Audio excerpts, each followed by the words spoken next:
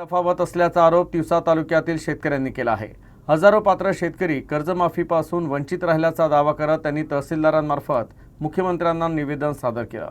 तोंडी घोषणांऐवजी शासनाने अधिकृतरित्या लेखी आदेश काढावेत अशी मागणी करण्यात आली आहे। शासनाकडून कर्जमाफीबाबत केवळ तोंडी घोषणा केल्या जात आहेत। मुख्यमंत्री, कृषी मंत्री किंवा सहकार आयुक्तांच्या अशा तोंडी वक्तव्यांवर आता शेतकऱ्यांचा विश्वास राहिला नाही।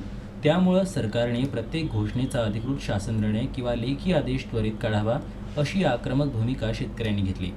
कर्जमाफीच्या यादीत नाव न आल्यानं यवतमाळ जिल्ह्यातील भांब येथील 49 वर्षीय राजू चुडुके या शेतकऱ्यानं नैराश्यातून आत्महत्या केल्याची दुर्दैवी घटना घडली।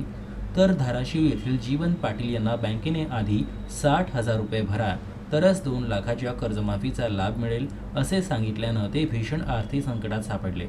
अशीच परिस्थिती राज्यभरात आणि तिवसा तालुक्यातही पाहायला मिळत आहे। यावेळी परिसरातील अनेक शेतकरी उपस्थित होते।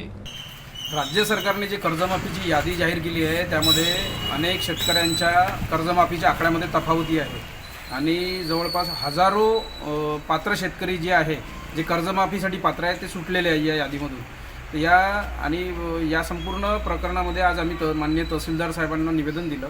त्या निवेदनामध्ये आम्ही काही मागण्या केल्या। त्यामध्ये मागण्या अशा केल्या की आतापर्यंत सरकारचे मंत्री, माननीय मुख्यमंत्री अनेक घोषणा करतात पण त्या घोषणा पूर्ण होत नाही। त्यामुळे कृषी मंत्र्याच्या आणि मुख्यमंत्र्यांच्या मीडियामध्ये केलेल्या घोषणेवर आम्ही विश्वास ठेवत नाही। त्यांनी कर्जमाफीच्या संदर्भातल्या ज्या कर्जमाफीच्या याद्या आहे त्या नव्याने प्रसिद्ध कराव्या। पात्र शेतकरी जे सुटलेले आहे त्या पात्र शेतकऱ्यांची दुसरी यादी कर्जमाफीची जाहीर करावी आणि या संपूर्ण प्रकरणामध्ये जे शेतकऱ्यांमध्ये संभ्रम आहे, म्हणजे यवतमाळच्या एका शेतकऱ्याने पात्र शेतकरी कर्जमाफीच्या यादीमध्ये नाव नाही म्हणून त्याने आत्महत्या केली।